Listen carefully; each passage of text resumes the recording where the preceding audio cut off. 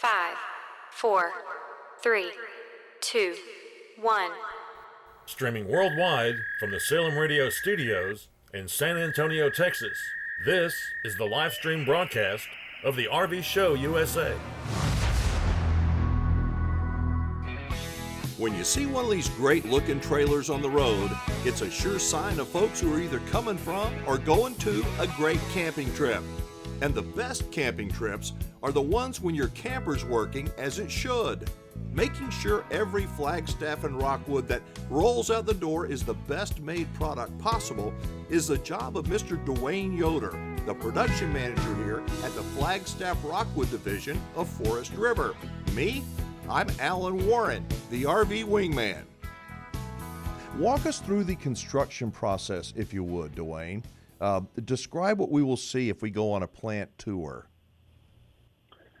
So the frame would come in, the steel frame would come in the back of the production line, come in, and the first thing we do is put axles on, and then we put the holding tanks on. And the axles, the bolts are torqued to a certain amount of foot-pounds.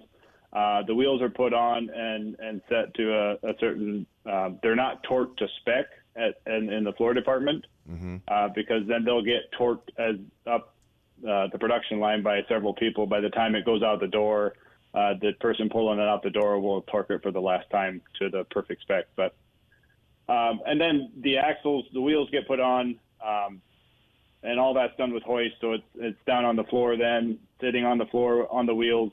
We put holding tanks in, hook up all the holding tanks, the plumbing, the termination plumbing, and then we roll it over a station and we flip it upside down, and we put underbelly on. That procedure varies from plant to plant in the industry. Some people do that reversed. But then after that, the floor gets set. And then from there, the interior and the flooring, wall. I'm sorry to interrupt, but real quick, the flooring is not just a particle board. It's tongue and groove, isn't it? Marine grade?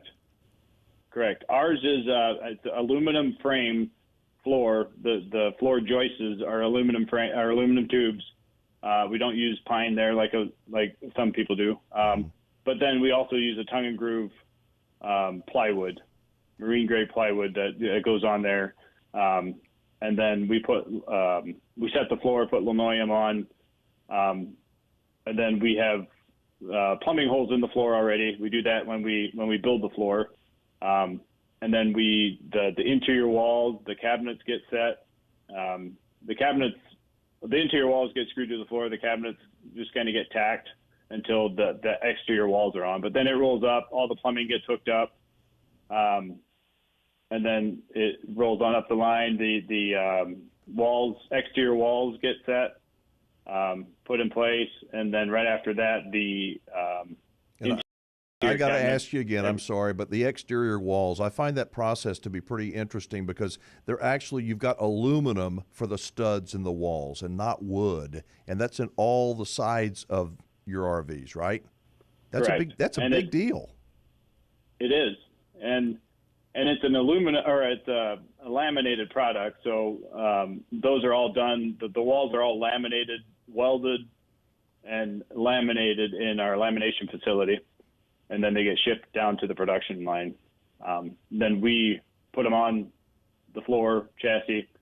And then after that, we install the cabinets, make sure the overheads, the base cabinets are all screwed in.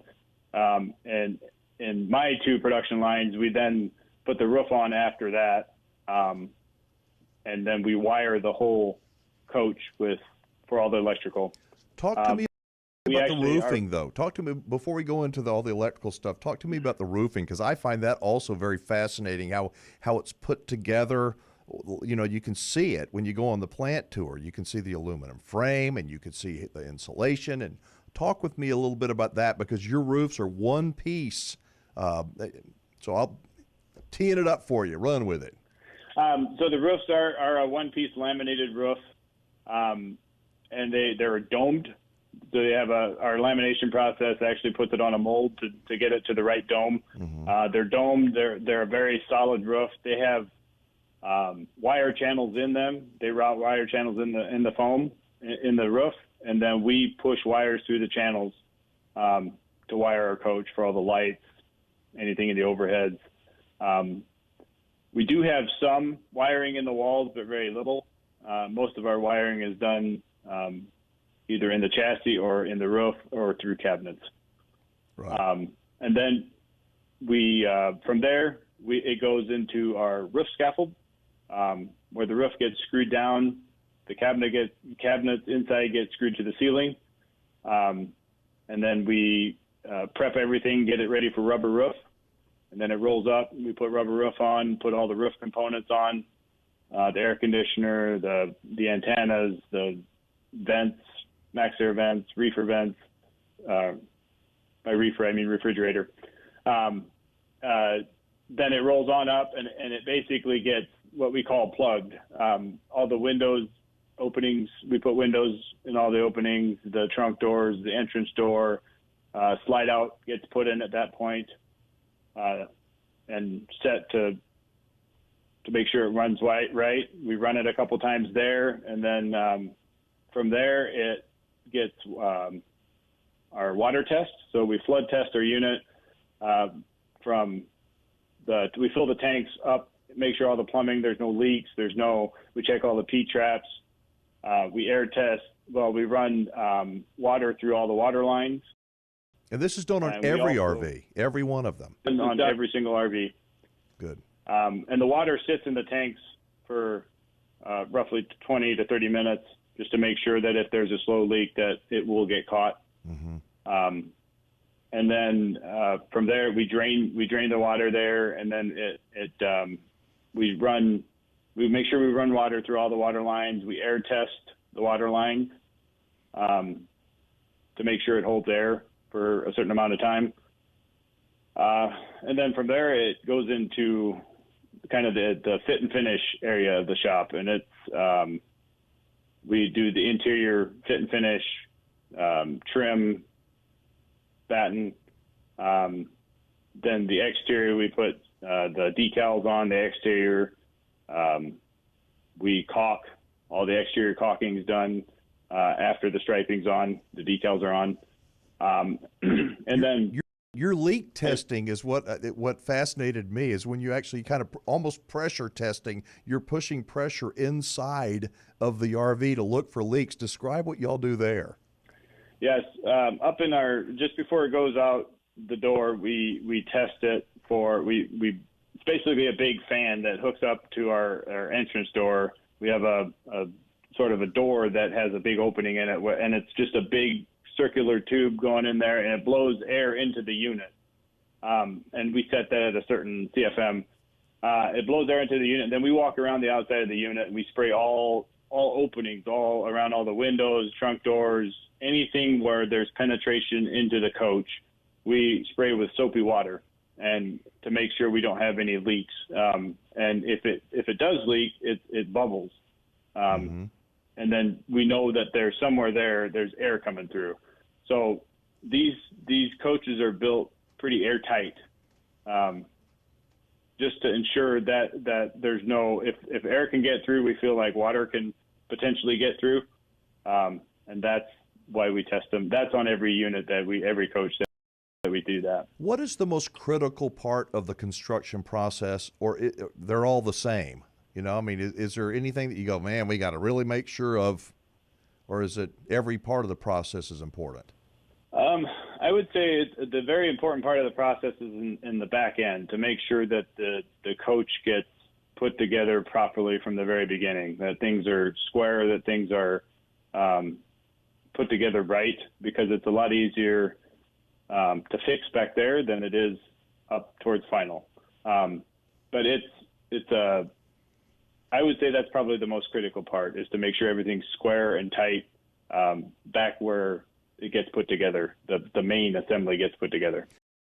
In terms of RVs today and the quality, in your view, compared to 10 or 15, 18 years ago when you started in the industry, do you think they're really better today, or they're about the same, or what are your thoughts on that? Because I hear a lot of people on social media, they're ragging about how cheap everything is and how awful RVs are. What do you say? I would say it definitely has been. It's better than what it was. It's come, in my opinion, it's come a long way, and it's a lot of it's consumer driven, and we want to staying in touch with the warranty side of it. We see what the consumers' complaints are, what the issues are, and it's been consumer driven in a way that I think the consumer demands more, and rightfully so. And that's what social media has helped. I mean, it's given the consumer a voice, and it's nice to know that manufacturers are actually listening to the consumers, because I know that's a lot of feedback, and sometimes it's the feedback you don't want to hear, but you need to hear. Yes. I think social media has helped us out tremendously. I know that the Meaning Light fan club page was one of the first fan club pages we had here at the division. I think every product kind of has it now. Mm-hmm. And that was started by a consumer that started the fan club page. And being able to be a part of that and seeing not only what the concerns that people have, but also we're able to see people enjoying their camper. And that's very fulfilling for us to be able to see that, how they're enjoying and the scenery they have around them and where they go. It's just awesome. We actually have a bulletin board in our plants that we take pictures off of social media and post them just so our employees can see what people are using these campers for, and it draws a lot of interest. The RV Show USA is brought to you by Flagstaff, a division of Forest River, building better RVs, making smarter RVers.